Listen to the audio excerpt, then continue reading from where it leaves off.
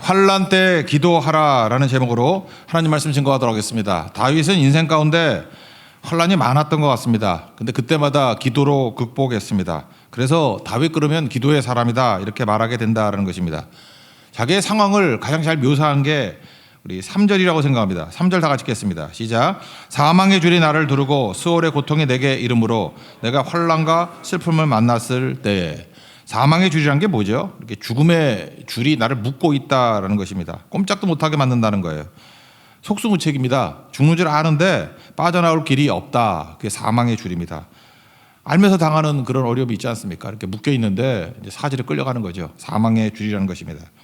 지옥의 고통이라는 것은 희망이 없는 거죠. 우리 뭐 그런 실험을 했다 그러는데 뭐 생쥐가 있는데 이렇게 독에다가 빛이 없는 독에다가 집어넣었더니 하루를 못 살더래요. 희망이 없기 때문에 그렇죠. 그런데 작은 이게 구멍 뚫어가지고 빛이 살짝 비춰지니까 일주일 가더래요. 그러니까 무슨 얘기입니까? 빛이 희망이고 결국은 살 힘이 어디서 나온다는 거예요? 희망에서 나온다는 거죠. 동물도 그렇다라는 것입니다. 우리 허파에 산소가 필요하듯이 사람에게는 희망이 필요하다라는 것입니다. 희망이 다 사라진 게 수월의 고통이다. 그러니까 지옥의 고통이다. 이렇게 말하고 있다라는 것입니다. 그런 환난 속에서 환난과 고통이라고 하는데 환난은 뭐예요? 겉으로 드러나는 거고 고통은 마음속에서 아픈 거죠. 그래서 환난과 고통, 겉으로는 환난이요 내부로는 고통 이런 게 있었다. 그때 다윗이 뭘 알았겠습니까? 우리도 이런 상황에 놓였다 그러면 다윗과 같이 우리 특별히 두 가지 크게 깨달아야 될 것 같아요. 첫째는 들으시는 하나님. 하나님께서 내 기도를 들으신다라는 거예요. 1절을 다 같이 읽겠습니다. 시작. 여호와께서 내 음성과 내 간구를 들으심으로 내가 그를 사랑하는도다. 그러니까 음성과 간구를 들으셨다. 우리 찬양에도 있지 않습니까? 작은 신음에도 응답하시는 주님. 그러니까 신음소리도 응답하신다라는 것입니다. 어렸을 때 제가 한번 기억해 봤어요. 이렇게 아이들 키울 때 보니까 아이들은 그냥 막 얘기를 하잖아요. 근데 아버지는 아이의 말을 귀담아 들었던 것 같아요. 이렇게 지나가는 투로 쭉 했는데 저는 기억을 해요. 아, 얘가 이걸 원하는구나. 이렇게 해줘야 되는구나. 타이밍에 맞춰가지고 꼭 해줘야지. 하여튼 일단 마음은 그랬다고요. 해줬는지 안 했는지 모르지만. 하나님은 들으시고 응답하시는 분이잖아요. 그러니까 우리가 지금 기도하는 거 헛되지 않습니다. 하나님이 다 들으신다는 거예요. 그래서 아버지 도와주세요. 살려주세요. 그걸 들으신다는 것입니다. 우리의 기도가 허공을 치는 게 아니라는 거예요. 벽대고 하는 그 헛된 외침이 아니라는 것입니다. 다 듣고 계신다는 거예요. 마태복음 7장 9절 이하에 보면은 그 기도에 관해서 예수님이 이렇게 말씀하시잖아요. 누가 아들이 떡을 달라 그러는데 돌을 주고 생선 달라 그러는데 뱀 줄 사람이 있느냐? 악한 아버지도 이러지 않는데 하늘에 계신 아버지께서 구하는 자에게 좋은 거 안 주겠냐? 그러니까 들으신다는 거죠. 그러니까 구해야 된다는 것입니다. 듣고 또 우리 음성을 듣고 간구를 응답해 주시는 하나님이 우리 하나님이시라는 것입니다. 우리 요즘에 출애굽기 살피지만 출애굽기 2장 그 마지막에 보세요. 23절, 25절까지 보면은 고된 노동으로 말미암아 일단 부르짖었습니다. 아버지 하고 부르짖었더니 하나님께 상달되고 하나님께서 언약을 기억하시고 또 그들을 돌보셨다. 그 내용이 나오잖아요. 들으시죠? 아무것도 없는 상황 같지만 부르짖으니까 들으시잖아요. 그러니까 우리 기도도 하나님께서 들으신다는 것입니다. 재정적인 어려움 당한 분 뭐 이렇게 얘기 들어보니까 그래요. 참 묘한 게 뭐냐면 두 종류 성도가 있는 것 같아요. 이렇게 객관적으로 물질이 풍부하지는 않는데 꼭 만나 기적 같습니다. 그 고린도후서 8장 15절에 보니까 많이 거둔 자도 남지 아니하고 적게 거둔 자도 모자르지 않는다. 이 참 만나 원리인데 하나님 백성들이 이끌어 가시는 하나님의 원리인 것 같습니다. 뭐가 기적이냐? 뭐 하늘에서 뭐 돈다발 떨어지는 것도 기적이지만 어떤 성도를 보면 정말 적게 거둬요. 적게 거둔데 모자르지 않는 기적. 참 묘하죠.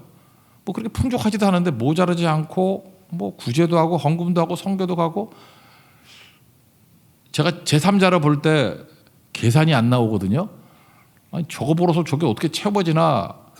그래서 저는 궁금하면 물어보잖아요. 이렇게 뭐 이런저런 직접 물어보면 대답 안 할까 봐 뭐 이런저런 얘기하다가 들어보니까 하나님이 채워주시고 저는 돈 들여서 하는데 그분은 공짜로 하는 게 되게 많더라고. 누가 와서 도와주고 뭐 풀어주고. 그래서 제가 느낀 게 그거였어요. 그죠? 이게 적게 거둔 자도 모자르지 않는다는 게 바로 이런 거구나. 반면에 우리가 이렇게 객관적으로 볼 때 엄청 버는 분 같이 보이잖아요. 뭐 떼거지로 몰고 다니는 분 돈을. 저는 얼마나 부자일까 생각을 해보는데 또 다 그런 게 아니더라고. 이게 요즘에 넉넉하시죠? 뭐 이렇게 하면 누가 헌금대라 그럴 줄 알고 잠깐만 그러는지 그거 아닌데 난 좋다는 얘기인데 뭐 그런 거 아니겠죠. 예, 그런 건 아니에요. 그런 건 아니에요. 되게 믿음 좋고 하나님에 더 신실하신 분인데 근데 또 생각보다 세는 데가 많더라고. 엄청 버는 것 같이 보이는데 여기 세고 저기 세고 나갈 때가 또 되게 많더라고. 제가 상상도 못하는데 돈이 나가더라고. 그런 게 있었어요.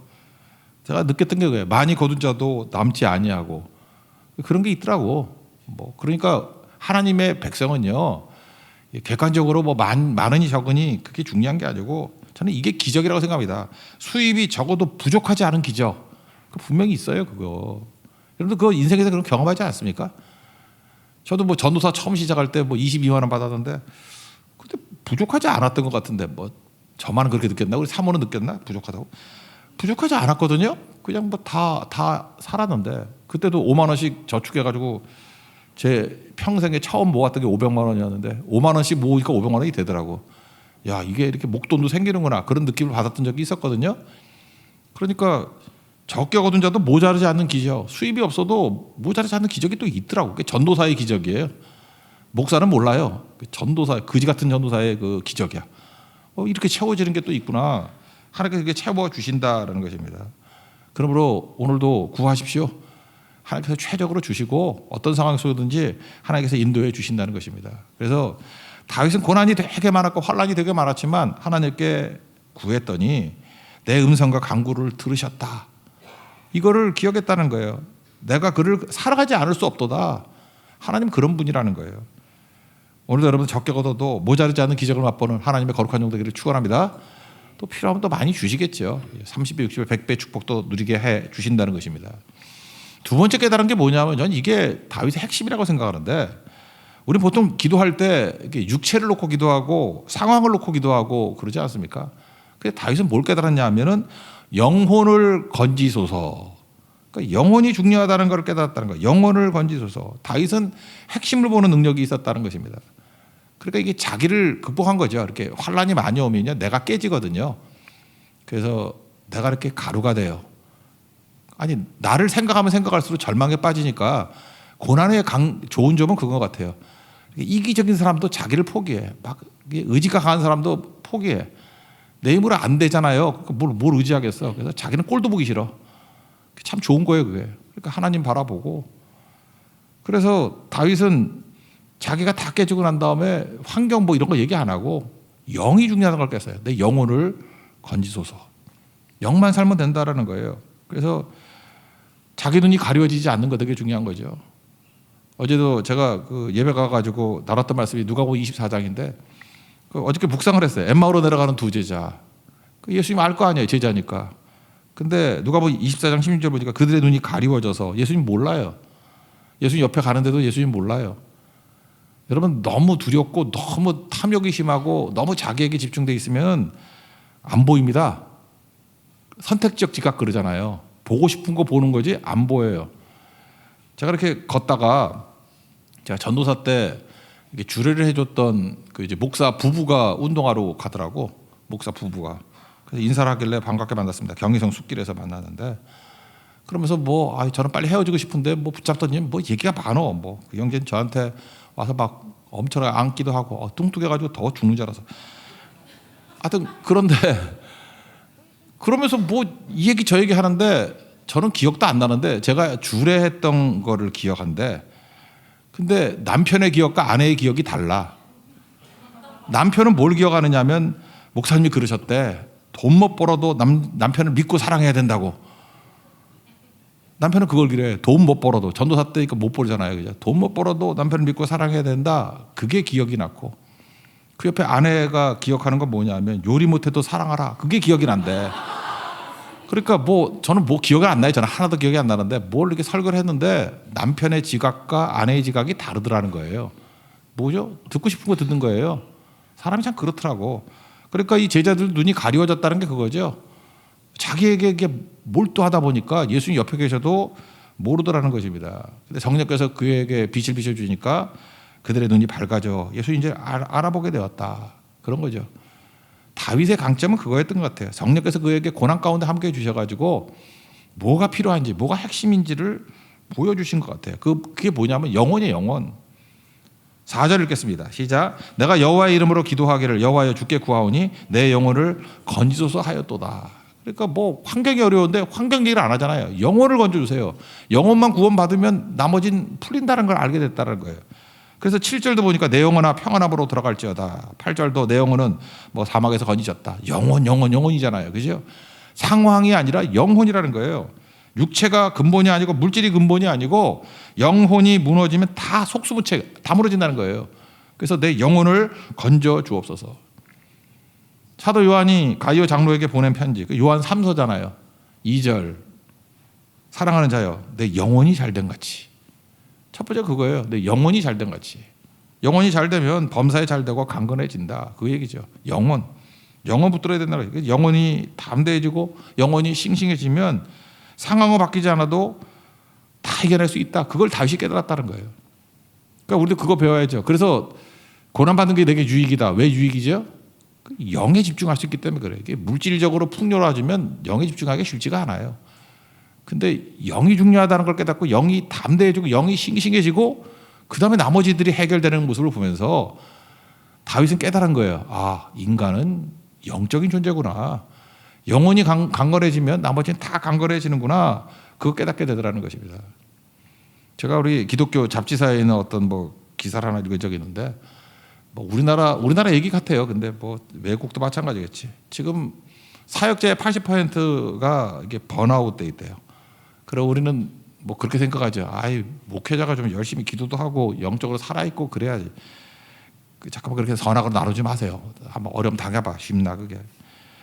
이게 희망이 없고 또 이렇게 교회가 부흥할 때는 그래도 신나기도 하잖아요. 그죠? 근데 이게 환경적으로도 어렵고 하면 침체가 되겠지.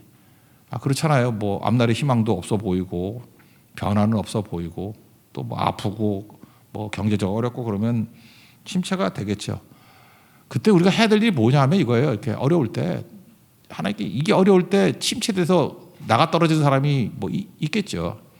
그러나 그때에 왜 환경을 이렇게 어렵게 만드느냐? 영이 살아야지. 성령의 새바람이 불어야 돼. 그리고 조용히 엎드릴 줄 아는 거. 그게 되게 중요한 거거든요.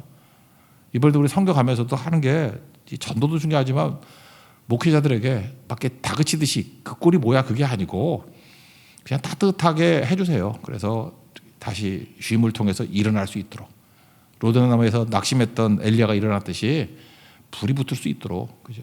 나중에는 뭐 주야를 뛰어다니고 막 그랬다며 엘리야가 뭐하러 뛰는지 모르지만 그죠? 막 뛰어다니고 그랬다잖아요. 그런 게 되게 중요한 것이라고 생각을 합니다. 다 똑같은 인간이잖아요, 그죠? 똑같은 제사장들이고 낙심한 제사장이 아니라 다시금 불타오르는 영이 사는 그거 위해서 기도해야 된다는 거예요. 한 뭐 7, 8년 전에 나왔던 책이죠. 피로사회라고. 그 유럽에 있는 한백철 교수가 쓴 책인데 피로사회. 저는 그 책 참 좋다고 생각해요. 이 사회를 잘 분석한 것 같은데 성과주의에 몰두해 있다가 보니까 사람들이 그렇게 됐대요. 그리고 남 시선은 신경 안 쓴다 그러는데 내면보다 타자지향적인 인생을 산대. 우리 남 보여주는 거 되게 신경 쓰잖아요. 제가 보니까 성도들이 이렇게 막 힘들어하고 넘어지고 하는 거 보면은 내면이 힘들어서 힘들어하는 사람도 있지만 남에게 뭐 내 약점이 뭐 이렇게 노출되거나 망신당하거나 그걸 못 견뎌요. 그러니까 왕따 같은 거. 왕따도 아니에요. 그냥 자기 부끄러운 것이 드러나는 거. 너무너무 약해. 영혼이 약한 거죠. 이게 피로사예요. 온 천하 만민이 다 대적한다 할지라도 온 세상이 대적할지라도 주님만 나 인정하면 돼. 그리고 일어설 줄 알아야 되는데 주님 만나야 됩니다. 영이 강해지는 거. 그러지 않으면 아무것도 안 되겠죠. 우리 조금 전에 찬양했잖아요. 언제나 내 모습 너무나 부끄럽다고. 우리 다 그렇게 느끼잖아요. 부끄럽지 않은 사람이 누가 있어. 그게 주님이 내 안에 계시면은 어떤 일이 벌어져요? 나를 세워주소서. 뭘 세우겠어요? 내 영혼을 세워달라고. 그래서 하나님 앞에서 이 기도가 또 있어야 된다는 것입니다. 두 가지. 기도를 들으신다 하나님은 또 내 영혼 세워주십시오. 오늘 이 두 가지가 기도가 되는 축복이 임하기를 기원합니다. 그럼 나중에 결론은 어떤 일이 벌어지느냐? 뭐 흔들리지 않는 믿음 같겠지. 10절 읽겠습니다. 시작. 내가 크게 고통을 당하였다 말할 때에도 나는 믿었도다. 흔들리지 않는 믿음. 믿음이 흔들리지 않아야 되는 거죠. 여러분 그 믿음이 흔들리지 않아야 축복이 축복됩니다. 성공이 성공됩니다. 은혜 없으면 성공이 성공되지 못해요. 여러분 성공해서 망한 사람 봤습니까? 잘 안 보이죠. 나도 좀 성공해서 망했으면 좋겠어요. 그 대표적인 로또 아니에요? 우리나라 로또는 뭐 얼마 안 주더라고. 뭐 10억, 20억밖에 안 주는데 미국 로또는 뭐 한 1,000억, 2,000억 이렇게 줘. 그러니까 상상이 안 가죠. 1,000원 말고 1,000억이 억. 1,000억이라고는 뭐 상상이 가나 몰라. 뭐 부자든 상상이 가는지 모르지만 저는 뭐 100억이나 1,000억이나 저한테 똑같아. 뭐 그거 뭐 언제 다 써 그거. 아니 뭐 100억이라는 돈은 여기 50년 살 사람 별로 없잖아. 1년에 2억씩 써도 50년 쓰는 거 아니야. 100억 다 못 쓸 것 같은데? 몰라. 뭐 좋은 차 사고 막 이렇게 뿌리고 다니면 쓸지 모르지만 지금 제가 사는 스타일로 하면 1년에 2억 못 써. 2억을 어떻게 써? 그죠? 그게 100억인데 1,000억이라 그러면 20억을 써야 돼 1년에. 얼마나 바쁘겠어. 20억을 쓰려면은. 근데 그런 게 걸리거든요. 1,000억이 아니라 2,000억도 걸리고 막 그러잖아요. 그죠? 근데 묘한 게 성공했잖아요. 근데 뭐 기록 봤죠. 1년 안에 100% 망한대. 준비가 안 돼 있는 인생이 성공했어요. 그랬더니 다 새 거 사. 새 차, 새 집, 새 남자, 새 여자. 다 새 거. 그러다 망하는 거예요. 그죠? 그래서 우리의 성공에다 은혜의 개입이 있어야 돼요. 하나님의 은혜가 개입해야 의미를 갖고 건질 수 있다. 그래서 다윗은 항상 은혜가 들어가 있었어요. 그래서 성공했잖아요. 왕도 되고 뭐 강해지고 그래도 무너지지 않잖아요. 그래서 성공이 아니라 은혜가 있어야 돼요. 은혜의 개입이 있어야 넘어지지 않습니다. 그래서 12절 이렇게 얘기하죠. 내가 주께 모든 은혜를 내게 주신 모든 은혜를 내가 여호와께 무엇으로 보답할까? 그러니까 이런 사람이 무너질 리가 없겠죠. 그러니까 최고로 살 수 있다는 것입니다. 그래서 흔들리지 않는 믿음, 이게 결과예요. 은혜를 알고 그죠? 하나님 앞에 나아간다. 은혜를 아는 사람의 특징이 뭐냐? 감사가 마비되지 않아요. 그러니까 탐욕적인 사람의 특징은 뭐냐? 감사가 마비돼 버려. 감사가 뭔지 몰라. 맨날 더 그런다고요. 그러니까 탐욕은 동물같이 만들어 버리는 거죠. 근데 은혜를 알면은 은혜는 뭐 곧 감사예요. 은혜니까 감사가 나오고 이게 흔들리지 않는 믿음이라는 것입니다. 그리고 또 하나 여기서 다윗이 굉장히 강조하는 게 뭐냐면 전 다윗의 삶의 비밀을 하나 알았어요. 다윗이 이렇게 내가 평생 기도하겠습니다. 그러면서 뭐 별로 실수 없잖아요. 그죠? 승승장구했던 이유가 뭐냐면 서원의 인생을 살았기 때문에 서원을 갚겠다. 서원. 이게 확 보이더라고. 서원. 이게 네데르라는 단어인데 네데르. 히브리어로 네데르. 서원이거든요. 14절 보세요. 여호와여 모든 백성 앞에서 나는 나의 서원을 여호와께 갚으리로다. 18절. 나는 여호와께 서원한 것을 그의 모든 백성이 보는 앞에서 내가 지키리로다. 여러분 서원 언제 합니까? 평탄할 때 서원하는 사람이 별로 없죠. 되게 고난 중에 하는 게 서원이에요. 뭐 죽을 병에 걸리면 살려만 주시면 뭐 이런 거잖아요. 그죠? 뭐 안 될 때 애가 안 태어나면 뭐 애만 주시면 한나도 그런 거 있잖아요. 서원. 그런데 하나님 앞에서 이 환난 가운데 진짜 정직하게 서면은 이 서원 기도는요. 내 욕심이 들어간 기도가 아니야. 어찌 보면 내가 인간이 할 수 있는 최고의 기도가 가장 순수한 기도가 그때 나오는 거예요. 다윗도 그랬던 것 같아요. 그냥 바닥까지 내려가서 가장 어려울 때 환난 중에 거기서 하나님 앞에 나왔던 기도가 있다고. 그게 서원이에요. 서원. 근데 이제 풀리면 싹 잊어버리죠. 다윗은 그걸 깨달았던 거예요. 내 평생의 가장 순수한 기도, 성령께서 주신 기도, 하나님이 내게 부어주신 미래에 대한 기도는 서원 기도라는 거예요. 그래서 그 서원을 응답받고 난 다음에도 잊지 아니하고 서원을 지키리이다. 그래서 다윗은 자기 인생을 드라이브 했던 것이 서원이에요. 서원. 그 서원 중에 하나가 뭐예요? 성전 짓겠습니다. 그런 거 있잖아요. 그랬더니 하나님이 너는 피를 만지고 뭐 아들 해. 그랬더니 서원이 바뀐 거죠. 그걸 봐도 알 수 있는 것이 뭡니까? 다윗은 성공해도 자기 삶의 모든 표대를 서원 기도로 이끌어가는 인생이었어요. 흔들리지 않죠. 자기 자신은 못 보잖아요. 이게 딴 사람들 많이 보잖아요. 성도들을 보면은 어떤 형제 뭐 10대 때부터 이렇게 쭉 봐와요. 지금 거의 40대가 됐는데 이렇게 쭉 보면 그 형제도 어려울 때 몇 번의 서원이 있었어. 제 앞에서 했던 서원이에요. 만약에 그 서원을 붙들고 다윗과 같이 서원이 자기 인생을 드라이브하는 그런 인생이 됐다 그러면 지금 여기 없어. 승천에서 엘리야 같이 천국 갔어. 근데 서원은 서원이고 인생은 인생이고 그렇게 사니까 지금도 광야를 헤매고 있어. 근데 기억나는 게 한 3가지 서원이 있더라니까. 그 서원만 지켰어도 그 서원이 내가 볼 때 하나님의 뜻이었어. 그 형제에 대한 하나님의 뜻이었어요. 글로 가면 돼. 근데 그거 놓쳐가지고 무너지게 되더라는 거죠. 결국은 여기 보니까 2절인가 평생 기도한다는 얘기가 나오고 또 16절에 보니까 주께서 나의 결박을 푸셨도다 그러죠. 우리 인생이 욕심으로 이렇게 묶여 있는데 내 인생 자체의 결박을 풀면서 힘차게 나갈 수 있는 힘이 어디에 있느냐. 가장 순수할 때 드렸던 기도예요. 그게 서원 네데르거든. 네데르를 지키는 인생. 하나님도 언약을 지키시는 하나님이시죠. 우리도 하나님께서 가장 순수한 기도를 환난 때의 기도, 그걸 서원이라 그러는데 서원을 붙들고 하나님 내가 서원을 갖겠습니다. 성공하고 난 다음에도 그런 인생이 될 때 그의 인생은 항상 결박이 풀려지는 승승장구한 인생이 되었다는 것입니다. 우리 이 지혜를 얻고 환난은 그래서 기회죠. 안 보이는 게 보이고 기도도 순수해지고 내 평생 무엇을 향해서 나가야 될지를 깨닫게 만드는 힘이 될 수 있다는 것입니다. 오늘도 그 힘을 얻고 승리하는 하나님의 거룩한 종 되기를 축원합니다. 예. 자리에 일어나겠습니다.